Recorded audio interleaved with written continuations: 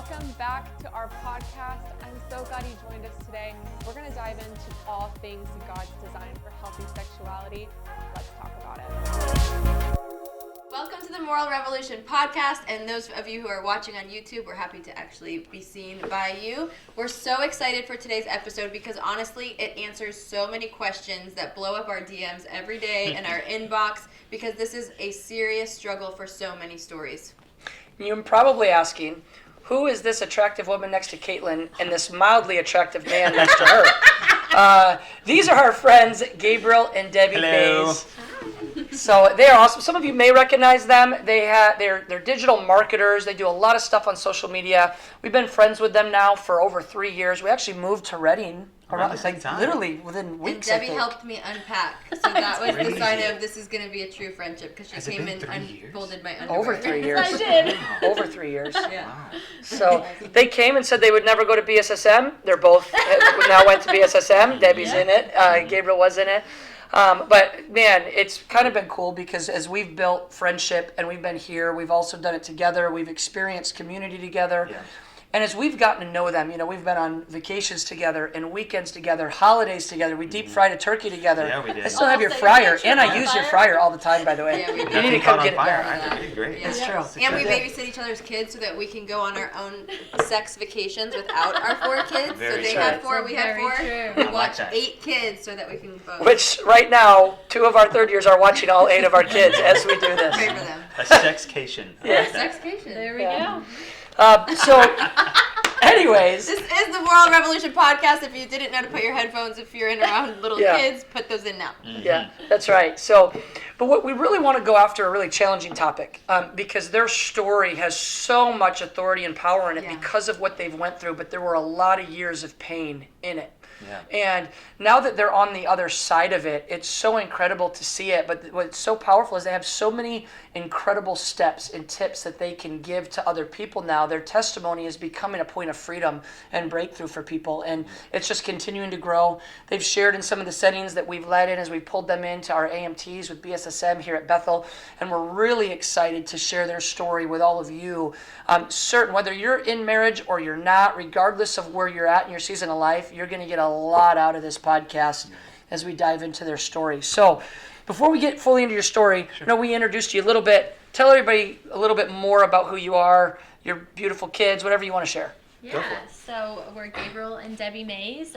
We have 4 kids. They are 13, 10, 8, and 4. Wow. So we're venturing. He said, into "Wow," and they're his kids. Wow. We're venturing into "Oh, the yeah, wow." teenage years, so we feel very excited about that. He actually just turned 13 yesterday. Yep, just yesterday. Big so deal. we managed day 1 with the teenagers. Yeah. Congratulations. Got it Yeah, down. yeah. 4 kids, 2 poodles. We run our own business here in downtown Reading, and we've been doing that now since we've been here, and madly in love. Yep, I'm originally from England. We met in Bible school, and Gabriel's from Texas. Whoop, whoop. I love how Gabriel said madly in love, and the And next De- thing out of Debbie's Debbie's mouth was, presence. and I'm from England. So you're both madly in love. We are. Awesome. We are, yeah. Yes. Successful marriage. Yes, for 15 years now. Yep. Yeah, that's Yes. awesome. Now, let's just jump to the chase. Yeah. Yep. It wasn't always fun, No way. and there was some significant points of pain. Huge. I don't want to take away from your story or you telling your story, so let me just throw it to you guys. Okay. Yeah. Let's talk about your story. Yeah. How did you get to this point Yeah. of where you're at? That's great. So we'll start off just to give you guys some context. I'll share a little bit about my childhood and kind of my life growing up, going into marriage, and then what it was like very different for Debbie. Yeah. So my story, and we're not going to start like when I was born, but it does start So back. I was conceived. When I was conceived, no, but at the age of 5, I was introduced to pornography. And it's a huge part of my life. Like, pornography is something that has been there as long as I can remember. And the way that I was introduced to porn, a friend of mine, his uncle had a mad stash of old VHS porn tapes under his bed. And I remember it just like it was yesterday. So he invited me to come over to his house, and he goes into his uncle's bedroom, and he pulls out this box, and he takes a tape out. And at the time, of course, I have no idea what's happening. and he pops it into the VHS player and hits the play button, and then right in front of me, for the very first time, I'm seeing two people have sex. And it was actually a porn parody around Beauty and the Beast. I don't want to get to, but I can actually still remember the entire porn scene. And then my friend went on to teach me how to masturbate. And when it was all said and done, hit the eject button and put the tape back inside of the cardboard box and then slide it back under the table. And he told me, don't tell anyone about this. And that's kind of how my introduction to porn began. And so there, I was already learning behaviors, right? I was learning that porn was something that you hide, you put away. It's not for anyone else to know about. And so I took that and actually carried it into a lot of my childhood. I did to other boys what he did to me. I would teach other boys how to masturbate, and I would introduce them to porn. And it just became part of my life, part of my everyday life.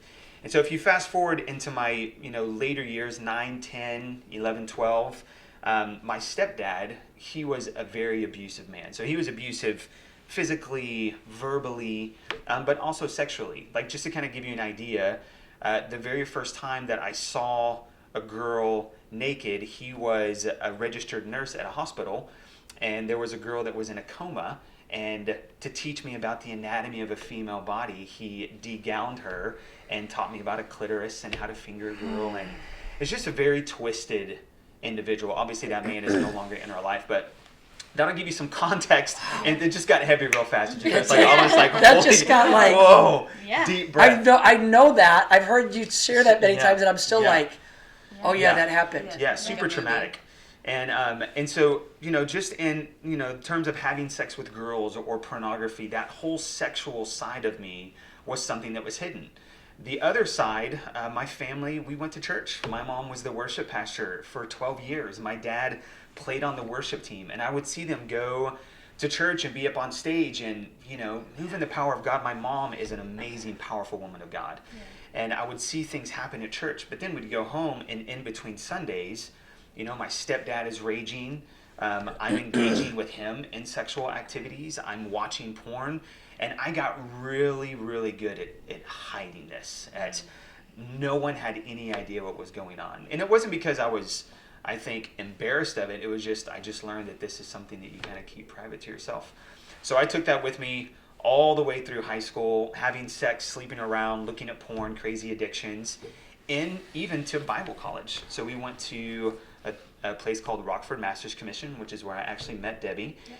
And in Master's Commission, leading worship, as a third-year student, I was the head worship leader of the school. I even went overseas and led a big worship conference in Denmark, and it was an amazing time. But even during that season of my life, I'm still addicted to pornography. I'm still sleeping around, dating multiple people. And then that's whenever Debbie and I actually started dating. So Debbie and I met in Master's Commission, yep. And then we got married there shortly after. So Debbie, even whenever she met me, she thought that she knew who she was marrying. She thought that she, I guess she thought I was a Christian, right? Yes, little did she know what the truth was. Don't let the worship leading confuse you. Don't even. Yep. Oh yeah, that guitar was just a means to an end. So, but yeah. So I took all of that baggage, never having shared it with anyone. I mean, even the relations that I had with my dad, I never shared that up until just the past 3 years, as it all really came out.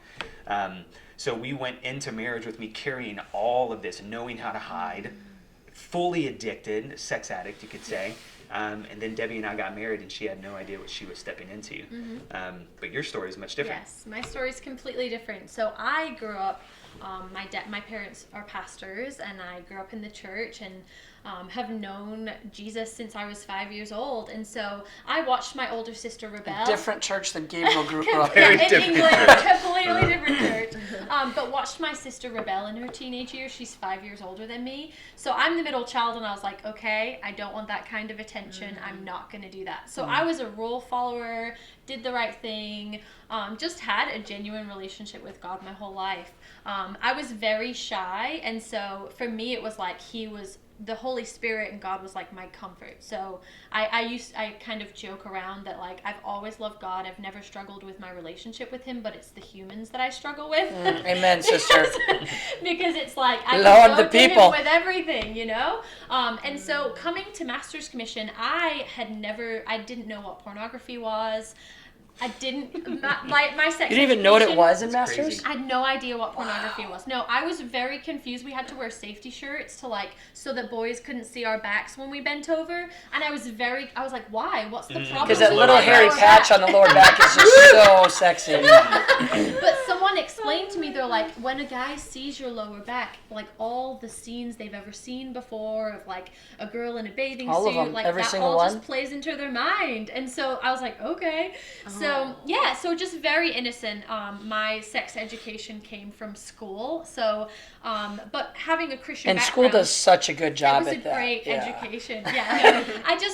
My mindset of sex, of all of that kind of thing was very shameful. Like it's something that adults do, married couples do. You do not have sex before you get married. Absolutely not. So I was very strong on those convictions, but also not recognizing that like sex was for pleasure. Like that whole, again, until the last 3-4 years, that whole side of sex, enjoying it and it not just being something you do for your husband, was all like that's what I thought sex was growing up. So coming into Master's Commission and Bible school, just feeling like, oh yeah, there's this worship leader guy. I knew he was kind of a Mildly rebel, attractive. like, very attractive. He did have that like bad boy vibe. Yeah, I did. But still in Bible school, so I feel like I was drawn to that. Like in England, there had never been a guy like this, you know. There's So never been a guy. Because all the good ones left 400 years ago. Peace out, UK. And so so he was the first guy to ever really pursue me. And I think that's what really drew me in, because he just was pretty relentless about pursuing me. I told him we would never date. That was like one of the first conversations. I was like, Mr. Mays, you and I would never We'll date. never be together. And And of course, I heard game on. And that was know? game on for him. So he Yep. hardcore pursued me for about 9 months, and we got married. And we dated on and off for a while, and then got married right after our 3rd year. Well, thankfully you got married, so all those issues just reset at marriage, right? Right, Like there none we of go. that follows Doesn't you. You hurt get married, anybody. boom, Yeah, so let's start just go ahead over. and get that. So the lie, one of the lies that you can believe is that you're going to get married so you can have just endless amounts of sex, and then the addiction will just carry there and you won't do it with anyone else. That's not true at all. Yeah. So all of those things from marriage, I mean from prior to marriage, just carried right over. Yeah. And you know, I tell Debbie this now, but the reason why I married Debbie was to have sex with her. She was the only girl that I ever pursued that told me no. That the only way that I could sleep with her was if we had sex with each other. And I was like, okay, I can check that box. And so going into marriage, of course, my relationship with the Lord is nil, right? And I'm highly addicted to sex and pornography. And now I've done it with Debbie enough times to where it's like, well, it's not just about the sex anymore. So now what else?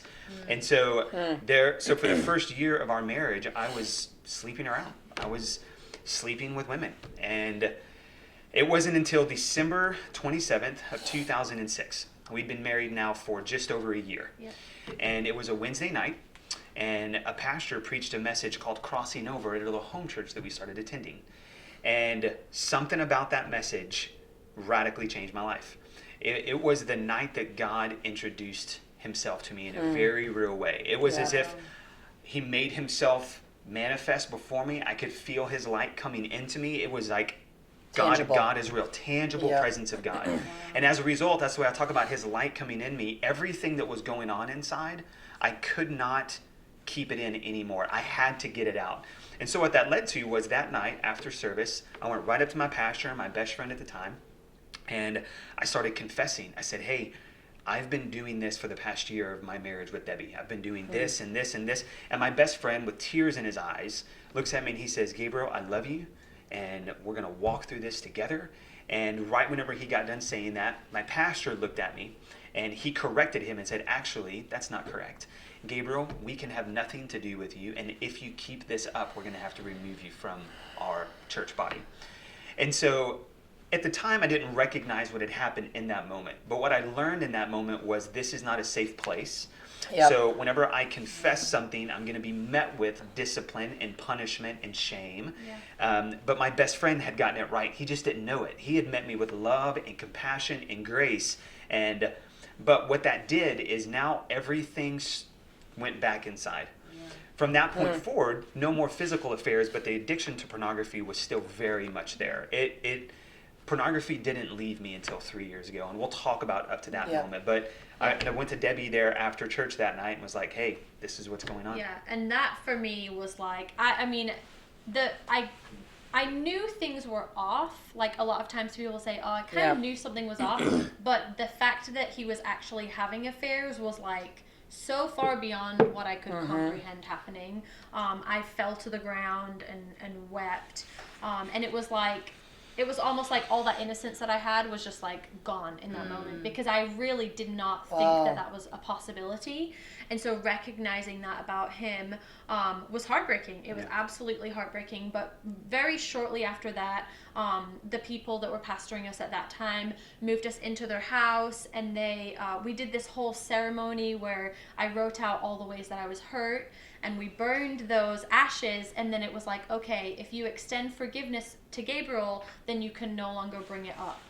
And so it's done, and we're moving on.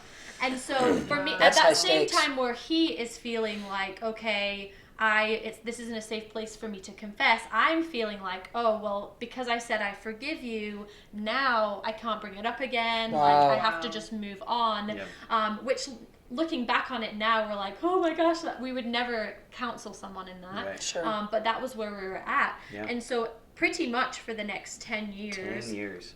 We kind of went around this mountain. We moved to different places. We had different positions, worship leader, pastors, but pornography was something that would kind of rear up. I would usually find it on a laptop, and I would say, what is happening? And he would confess. We would pray. I would try and keep him accountable, and he would do well for a while. The dust would settle. At least she thought I was doing well. And then it would come back again. You know, it was just this mountain that I felt we kept going around over and over again. Yeah, totally. So, and then that led, like, for the next 10 years, right towards, we're going to get to a big, like, moment here in a second. But we are. Yes, we are. But what that led us to was Debbie and I eventually went to the Chicagoland area and planted a church together with our best friends. And you know, I started some businesses and we sold it, and then we moved up and we're like, okay, what are we going to do now? And they had already had a Bible study that was happening, and they invited us to come and, hey, let's plant a church. So I thought, why not? Let's move up there. We need something to do. So we moved up to Illinois and we planted a church together.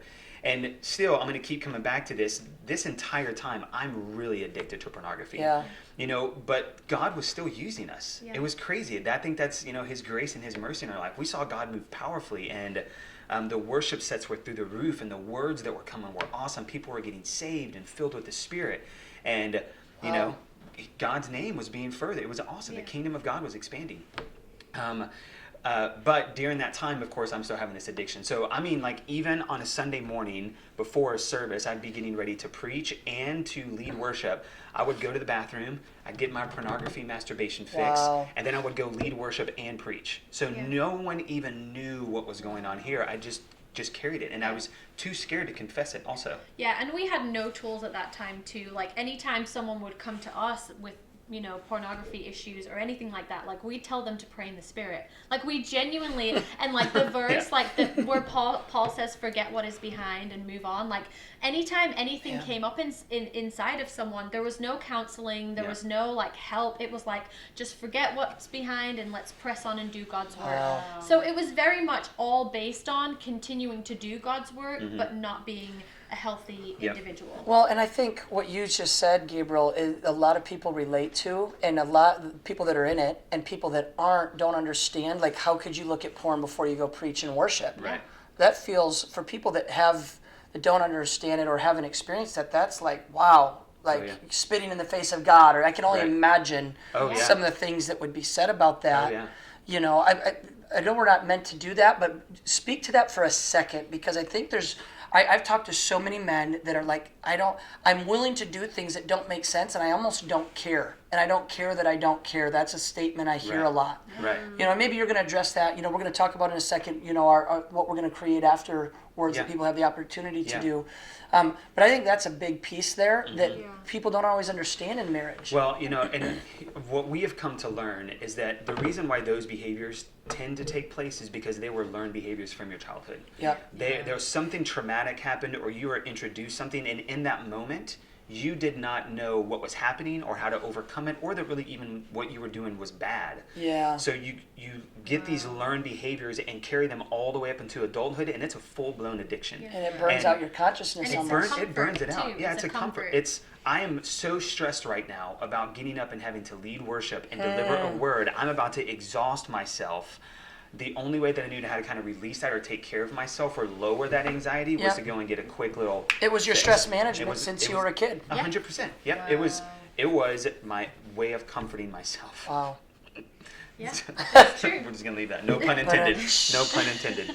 Yeah, So it is true. Yeah, and it's for some good. people, it could be food. There's all different ways that Yep. we learn to comfort ourselves or Yep. to lower our stress levels. And most of it does. For me, if anything I've learned through this whole process is anywhere in someone's life where there's that disconnection, where there is a behavior that is negative, I would say 9.5 times out of 10, it's related to some kind of childhood pain, Yeah, for some sure. way you learn yeah. to deal with something that you need to go back and deal with. Yep. Yep.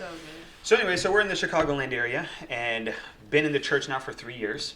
And towards the end of our season there, our leadership and our oversight within that community started to become more and more controlling. And that's a story within of itself. Yeah, right. But they Church were leaders controlling? church leaders I controlling. know, It's right? crazy. It Never heard of that happens. before. So, but there came a point where Debbie and I were asked to essentially give everything, like give up everything that we had to continue pastoring inside of this church environment. And that meant things like time and money and businesses, but basically All just our savings. all of our savings. And one of the things they actually asked of us is they said, if you want to continue pastoring here in a church that we help plant, Yeah.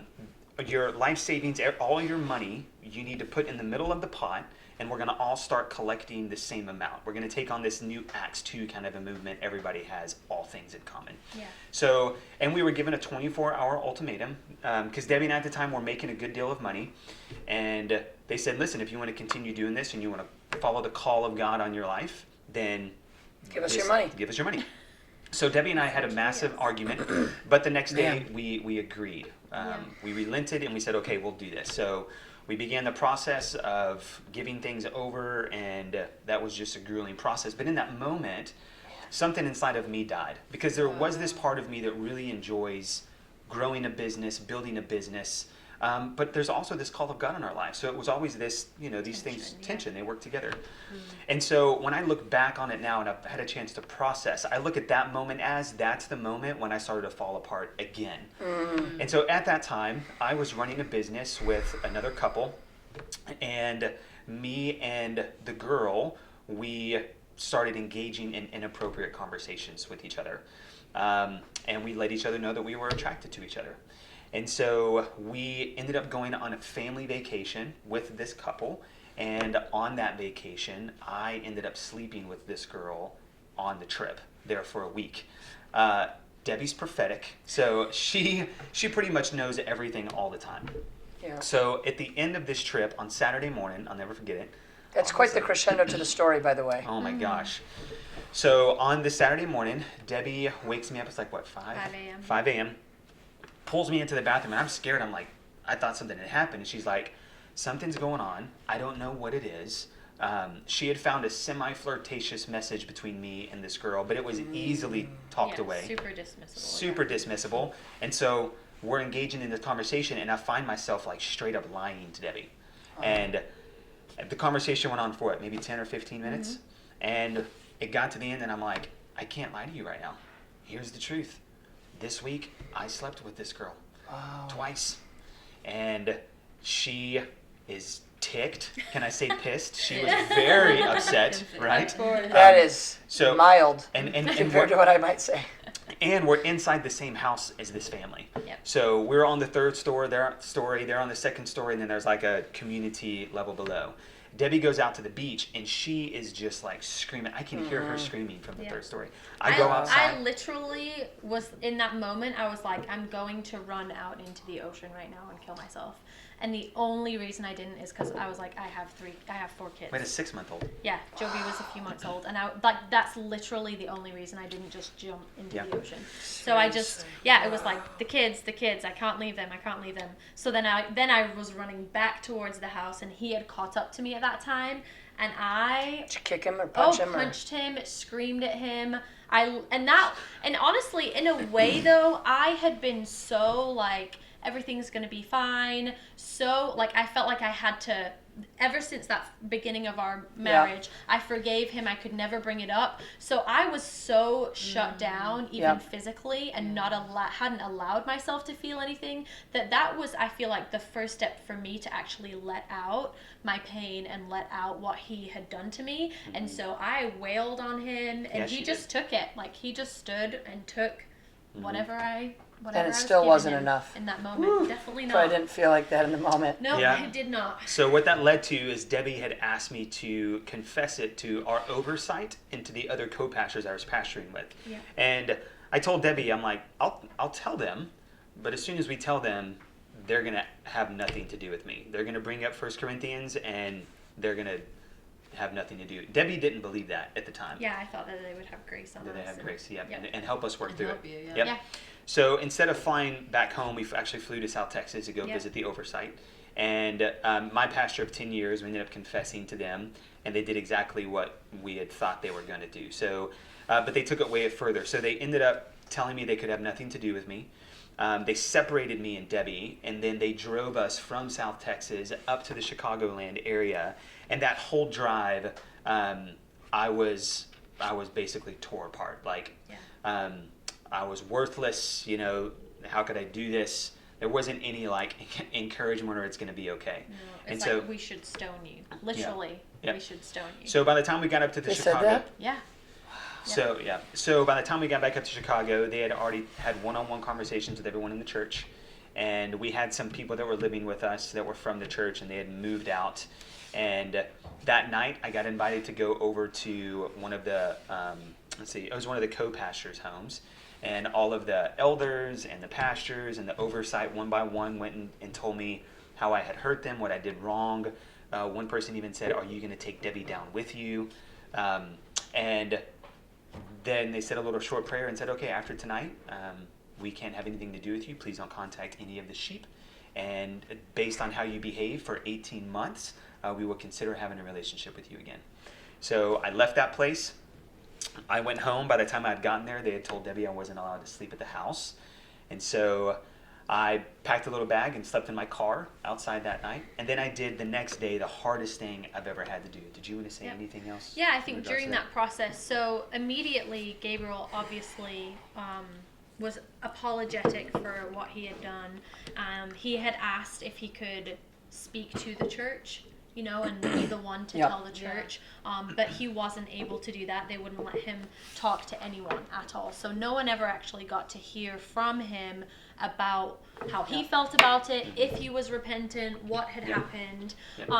For me, the day after I found out, God told me, "Debbie, I'm going to give you a new husband, whether that's Gabriel and he changes or someone else." So from the beginning, I got a word from either way. I was like, in my head, I'm like, either way, God's taking care of me. I know that He's going to take care of me through this process. And you heard him say it. I don't know if I could hear that.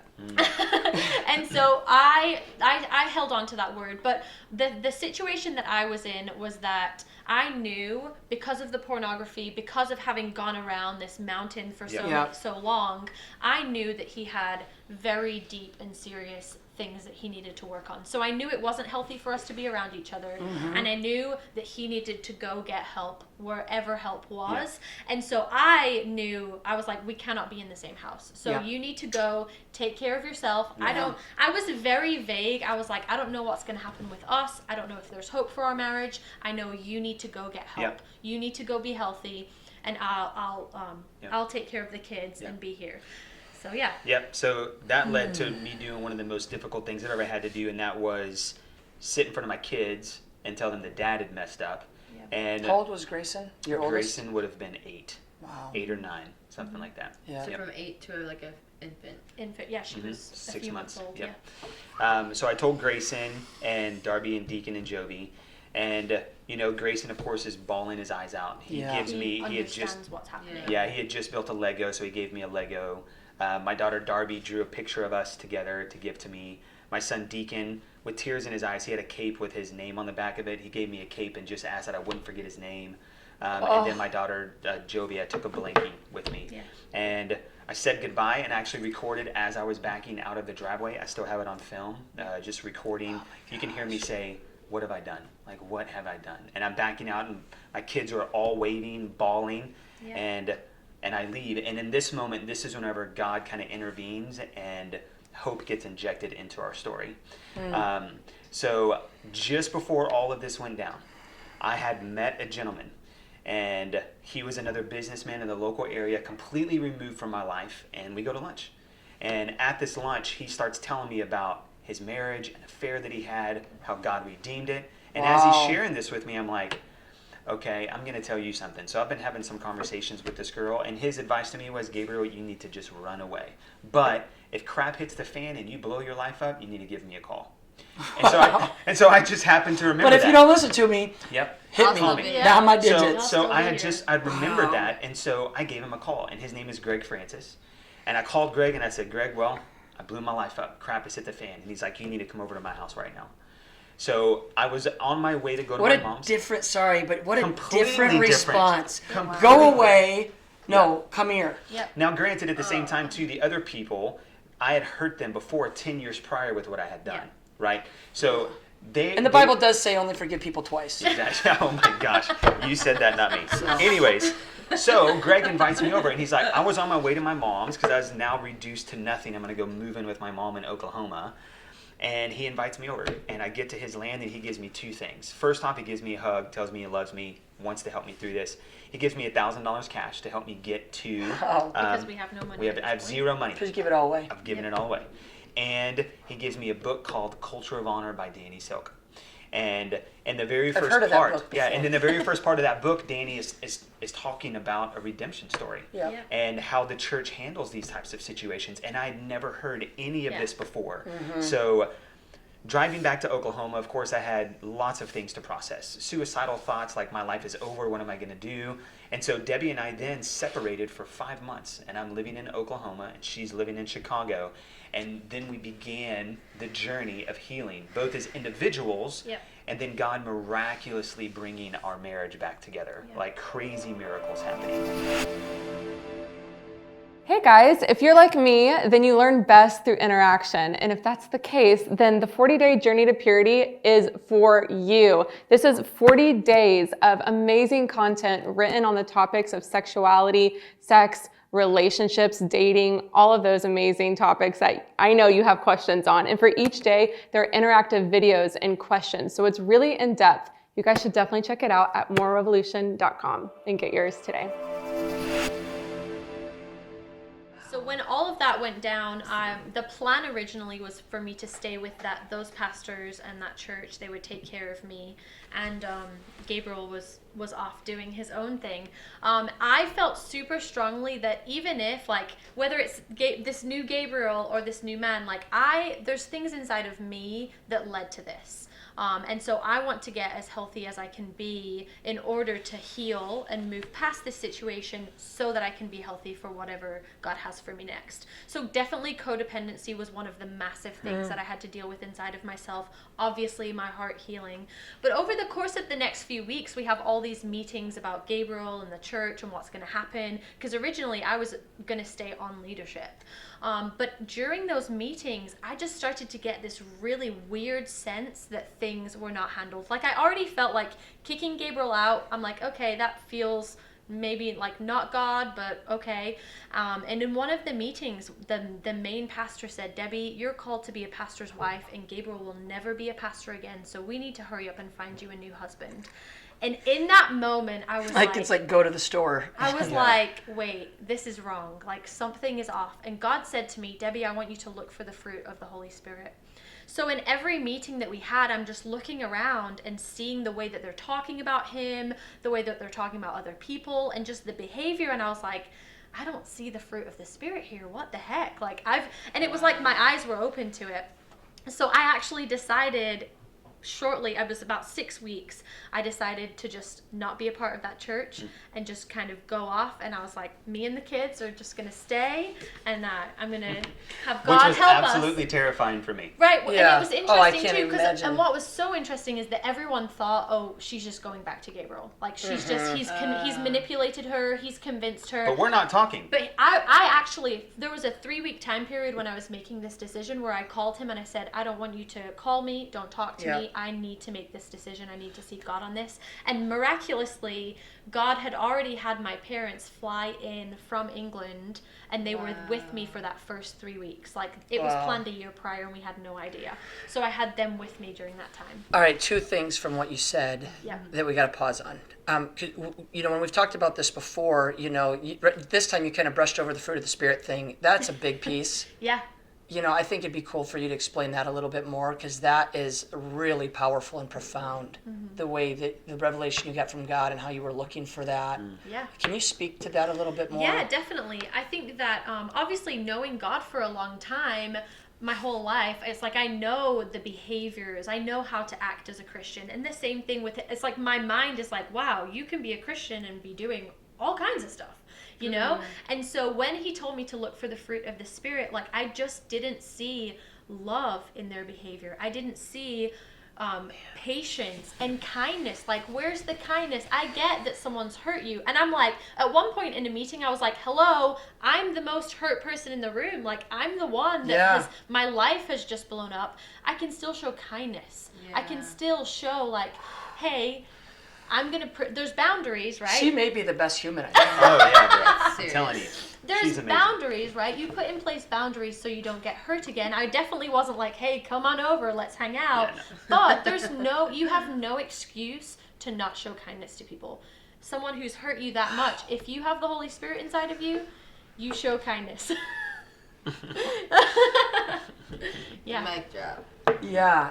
So, okay, another thing, Debbie, that you said that I think you said it, and I am like, whoa, I think other people probably were. You're like, what do I need to work on, or how did I contribute to this? Yeah. Let's just call it for what it is.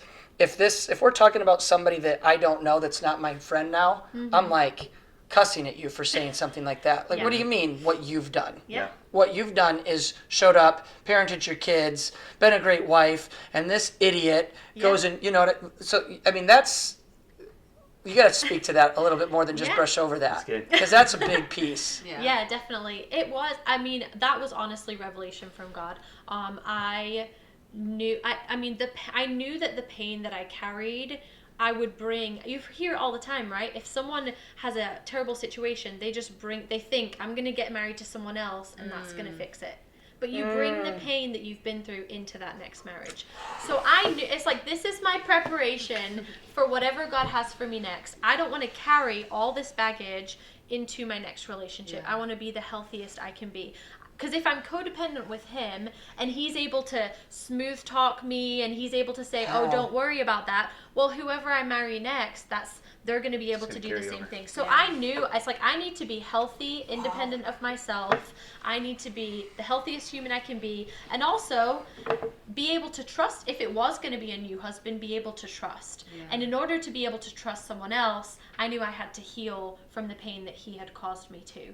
And in that process was when I was like, oh, wow, I was crazy codependent. Like, I felt like if he was angry, I always felt like it was my fault.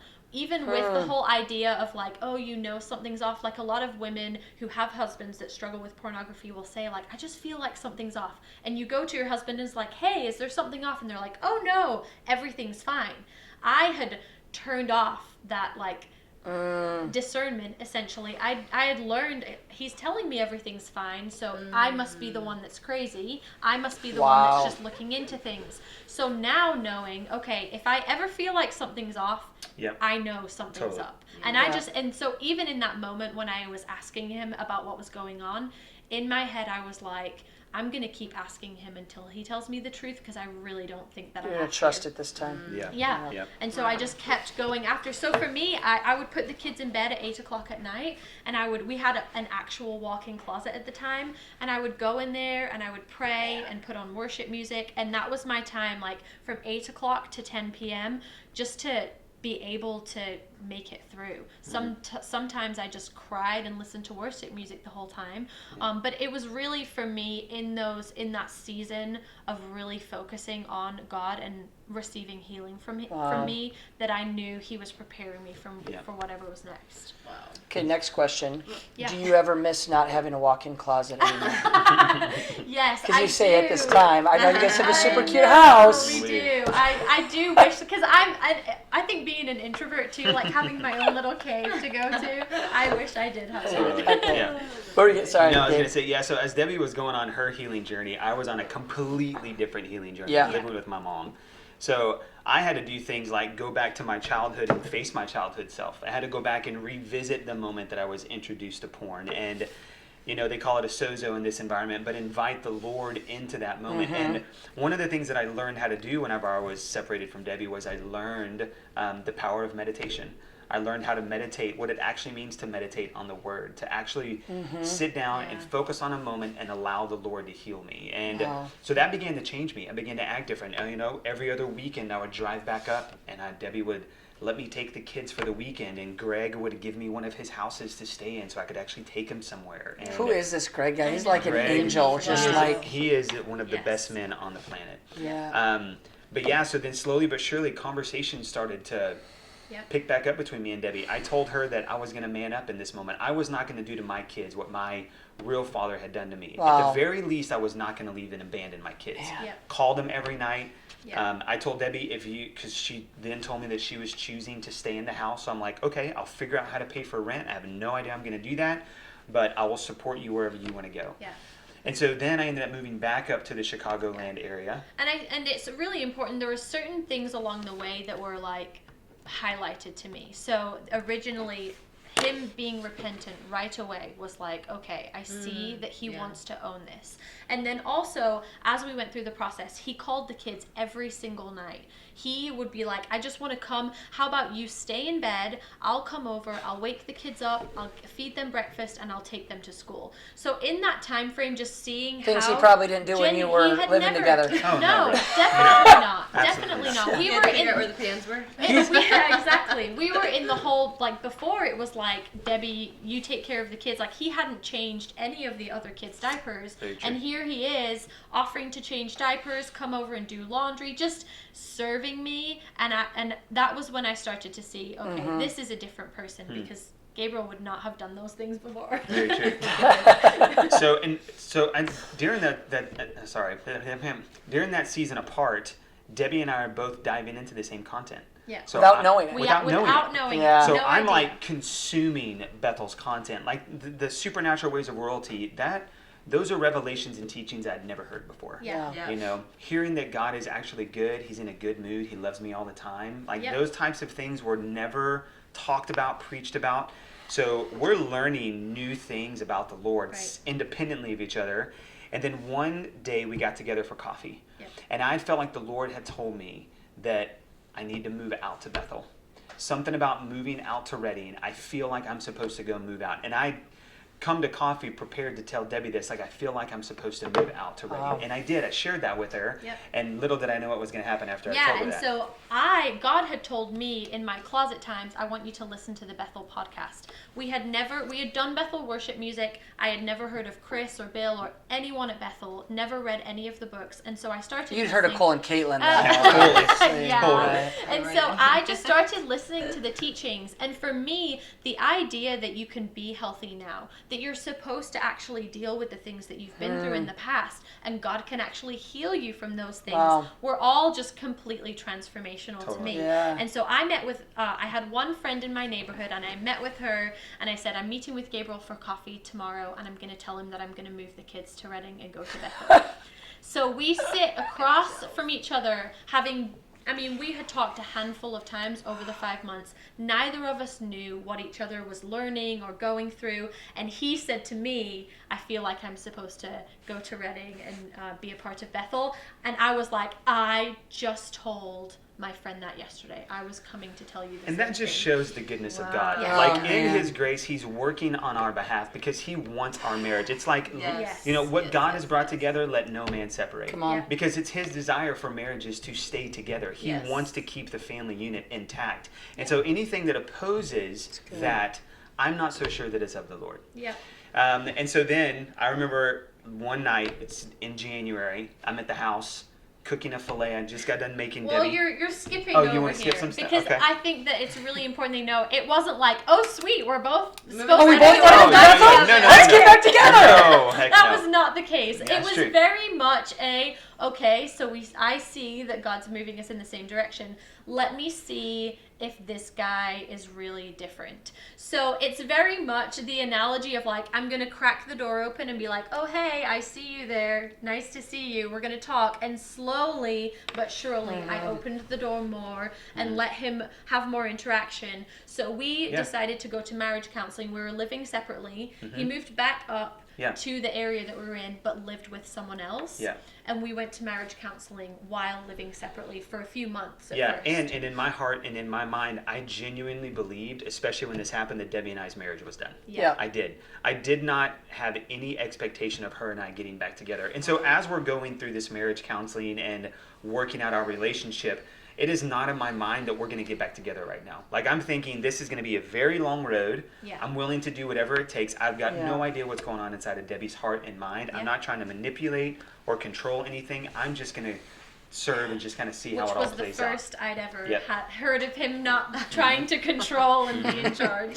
So now so can- I knew now- he was different. Now Yes, can I you say it? can Yes. go. So I remember one night, and we're going to wrap it up here real quick. So I remember one night I'm at the house, just got done making dinner, and I think I'm doing dishes, and Debbie walks over to me and she says, so, are you ready to move back in?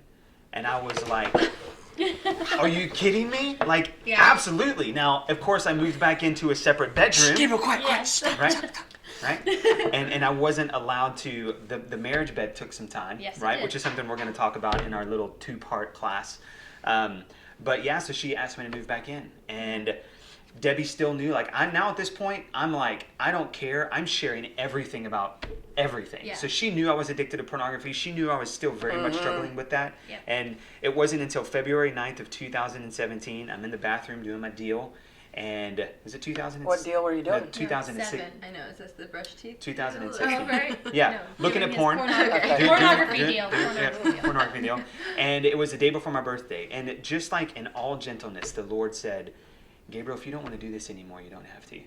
And that was the last time I looked at pornography. And I haven't looked at it since then. Wow. And so it's still a journey that I'm going on with the Lord in redemption and healing, on a path right now of reconciliation. Yep. And so Debbie and I got back together. Yep. Sold everything, moved onto a school bus.